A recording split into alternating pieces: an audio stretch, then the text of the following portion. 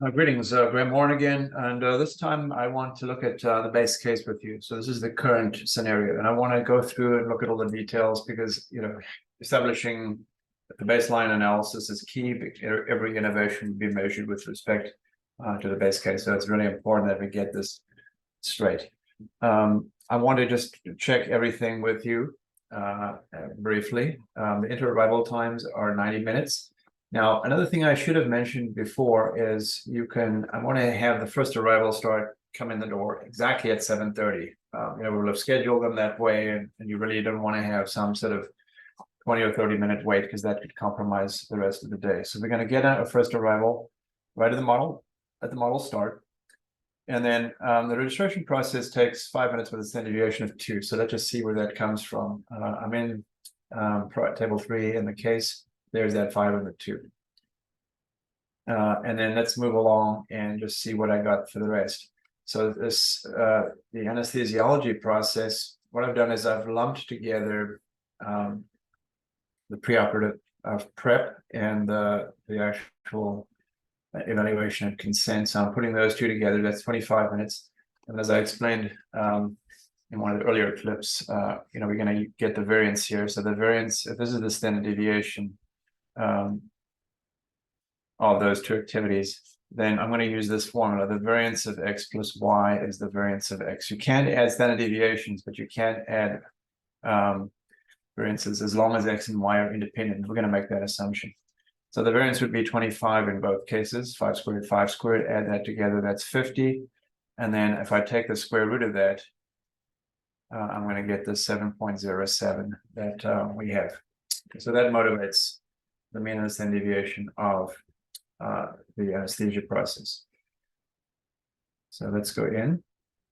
And then for the surgery, I've got a mean of 100.71 and a standard deviation of 8.09. So I want to show you how I get that. You may recall table 2 shows the mean and the standard deviation of the surgery time by BMI. And we have the percentage of the procedures that are at each of these BMI levels. And I'm going to use that directly in a little spreadsheet. So to get this mean, I'm just going to use the weighted average. And so this guy here would be, you can see the weights that I'm going to use are these. So 0.01 times, so I'm getting the 0.01 from the 1%. This would be 0.14, 0.3, 0.45, etc. So it's going to be 0.01 times 94 plus 0.14 times 98 plus, and then all the way on to the last category, which would be 0.1. This is 0.1 here times 115. And that's how I get this 100.71.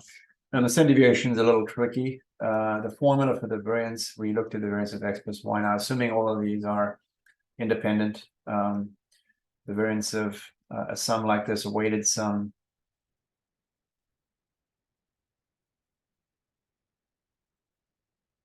that's a 4, a5, x5 would just be the coefficient each time squared times the variance of x1 plus a2 squared times the variance of x2, and then on through a sub 5 squared variance of x5. So what I need to do is I need to find the variances of each. I've done that here. 5 squared is 25, 10 squared is 100, and so forth. And then I need to square these weights. So there's the square of the weights. And then I multiply these guys, sum them together, take the square root, and that's how I get this 8.09. Okay, so those are the two key numbers here that I'm looking to include in my model. Right, so there it is, 100.71, 8.09. And then we release the anesthesia pro, and then we're going to do the cleaning. And the cleaning takes a mean of 15. And I know in a previous iteration of the course, there was some criticism by some of the folks who actually work in surgeries that maybe 15 minutes wasn't going to be enough. So 15 minutes with a standard deviation of 5. But where I'm getting that from is right here, table 3, 15 and 5. And then we don't factor the recovery with the discharge or the admission to the hospital because our workflow, our interest ends when the surgery ends, basically. Okay, so I think you can go ahead and check those numbers are consistent, and that would be important when you run any model. Unfortunately, you're sort of on the hook for checking all the details here. We can also just go and check that we've got how many people we've got in each of these pools. So we've got 2 registrars, we've got 1 anesthesiologist there, 1 here, and then 1 surgeon in each. Clicking through rapidly, but we're just verifying, and then 2 ORs in each, and then there's 2 people total to clean the ORs. Okay, so I think we're ready to go, and I'm going to run it now.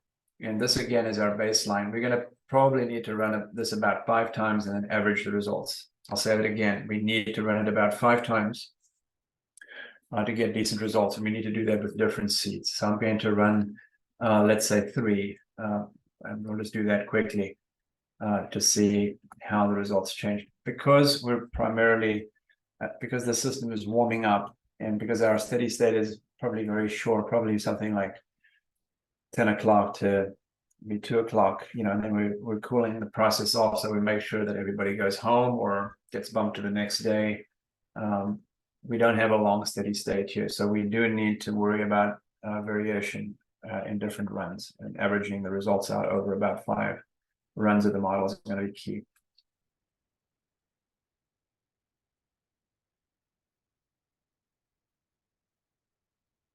Okay, so I'm going to go ahead and set this up to run for 570 minutes, because that is the length of the day, and then we're going to just assess where we are. And I'm going to just review the results with you. So we're getting color coding for these pools, showing how utilized they are.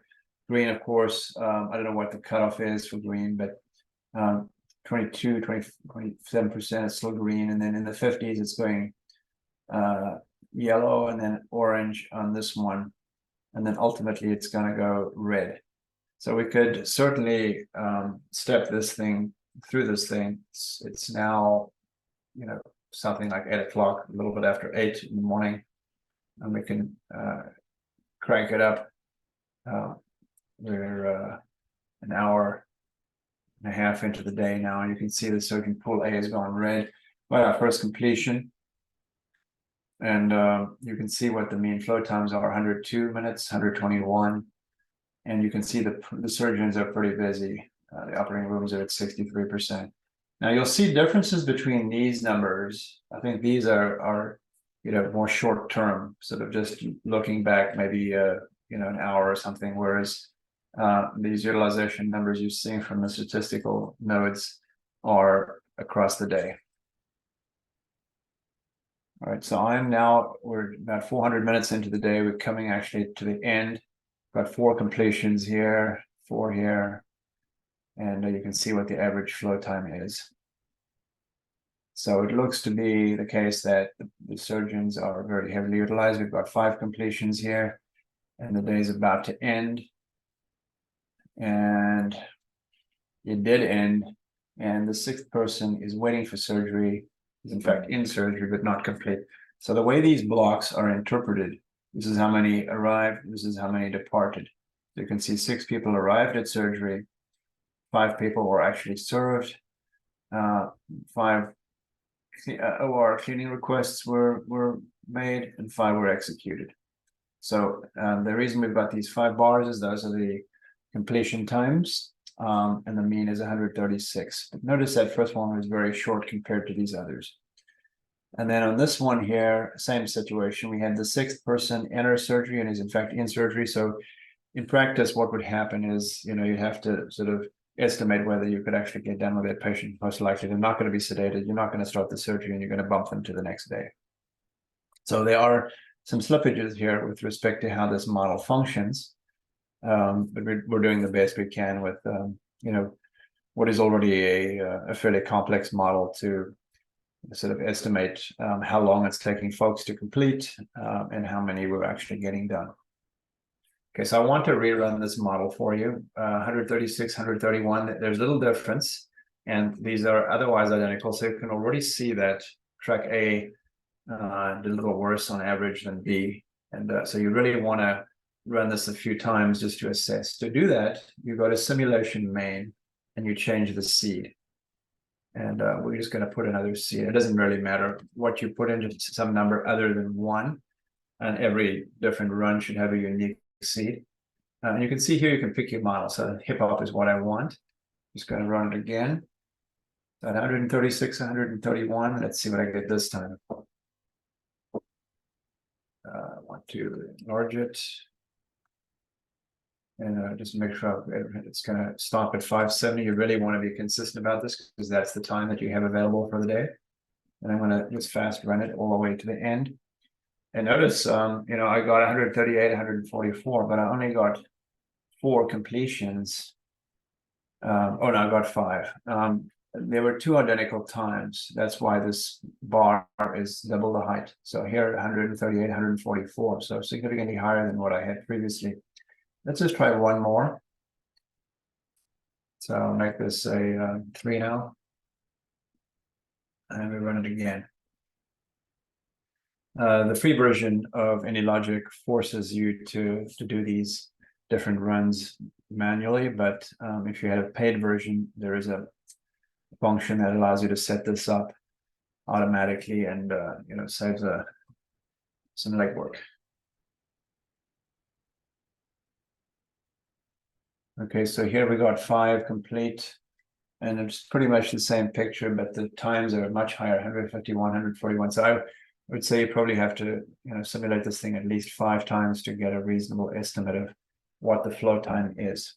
All right, so this is the base case. You'd have to do those 5 runs and develop the averages and the standard deviations, and then get a confidence interval together similar to the one shown in the text for the juice bar case.